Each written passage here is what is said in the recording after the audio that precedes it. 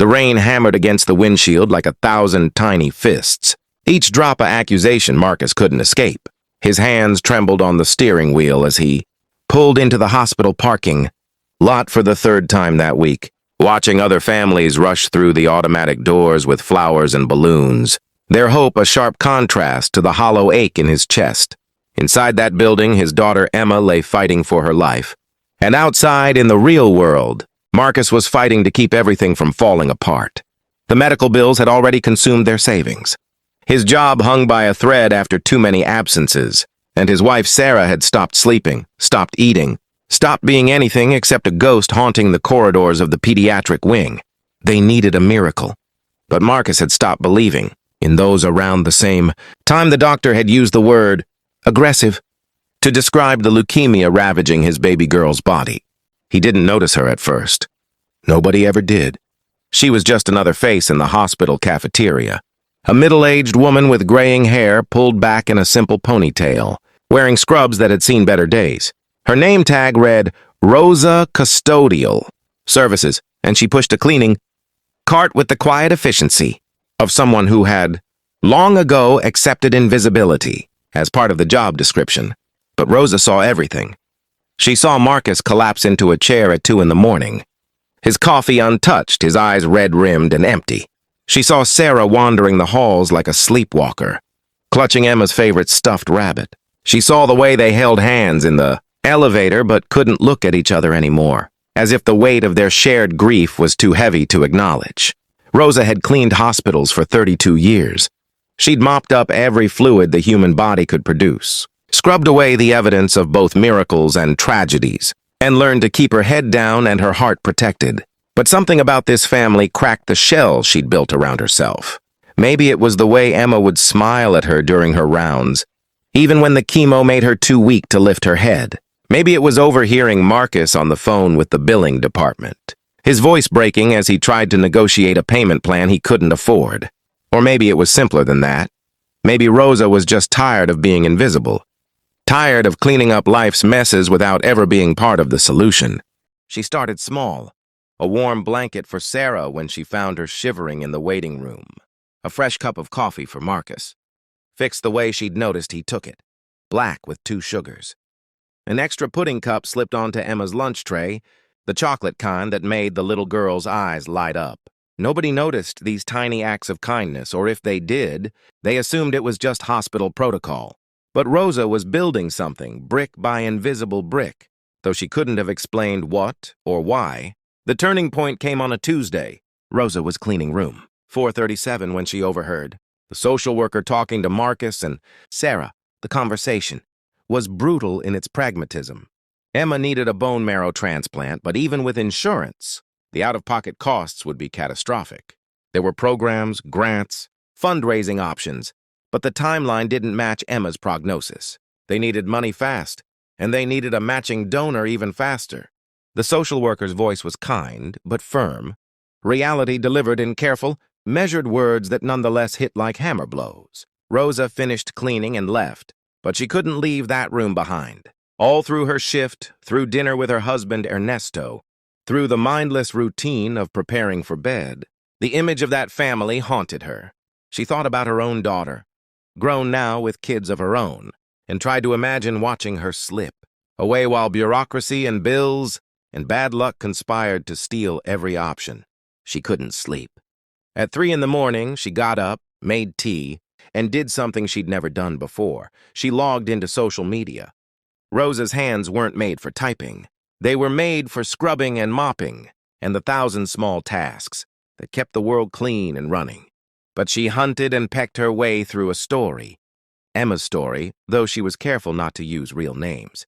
She wrote about a little girl who loved butterflies and bad jokes, who made everyone in the pediatric wing smile, even when smiling was the last thing anyone felt like doing. She wrote about parents who loved their daughter so fiercely that it hurt to watch, and about a medical system that could save lives but sometimes made the cost of salvation too high to bear. She didn't ask for money. She wouldn't have known how. She just told the truth as she'd witnessed it, and then, holding her breath, she pressed post. Nothing happened.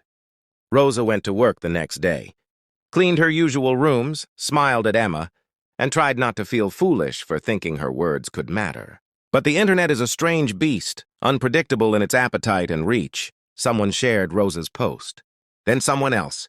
By Thursday, it had been shared 1,000 times. By Friday, it had been picked up by a local news station. By the weekend, Emma's story had reached the kind of viral velocity that transforms ordinary people into symbols, their private pain suddenly public property. Marcus first learned about it from a nurse who'd seen the local news segment. He was suspicious at first. They'd guarded Emma's privacy so carefully, who would have exposed their story? But when he saw Rosa's post, read her careful, clumsy words, he felt something shift in his chest. It wasn't anger. It was something far more dangerous, hope. The donations started small. $5 and $10 from strangers who saw themselves or their own children in Emma's story. But then bigger ones came, $50, $100, $500 from people who Rosa's words had reached in some deep, untapped place. A local business offered to match donations up to $10,000. A bone marrow registry held a special drive at the hospital, and 200 people showed up to be tested.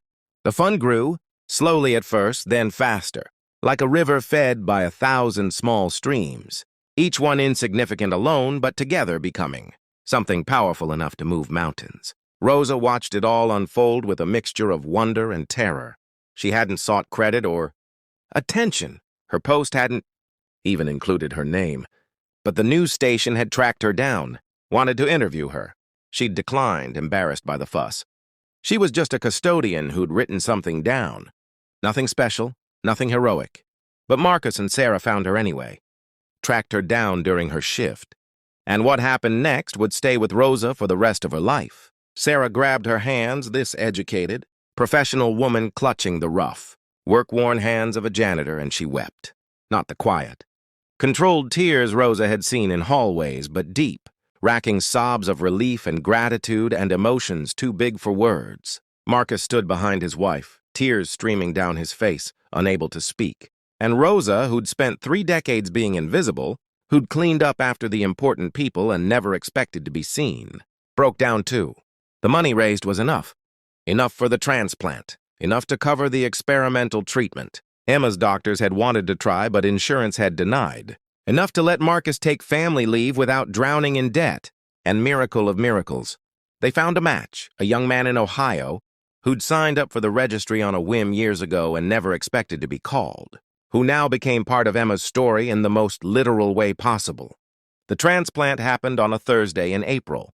The waiting was agony, hours stretching like taffy while Emma's small body fought the biggest battle of her young life. Rosa wasn't family, wasn't supposed to be there, but Sarah had added her to the approved visitors list. So Rosa sat with them, this custodian and these parents, 3 people who'd been strangers brought together by circumstance and pain and the strange alchemy of human kindness. When the doctor came out with a smile, the room erupted. Emma had tolerated the procedure beautifully. Her body was accepting the new marrow.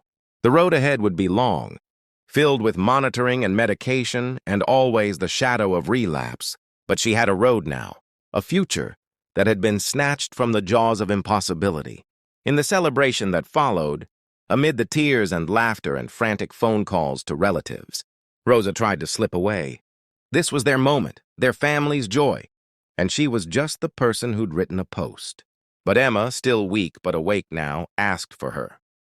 And when Rosa came to her bedside, the little girl took her hand and whispered, "You're my butterfly lady. You helped me fly?" Rosa didn't understand at first, but Sarah explained through tears. Emma had told her that angels didn't look like people expected, with wings and halos. They looked like regular people doing regular jobs. But when they helped you, you could see their butterfly wings, invisible to everyone else, but real enough to lift you up when you couldn't fly on your own.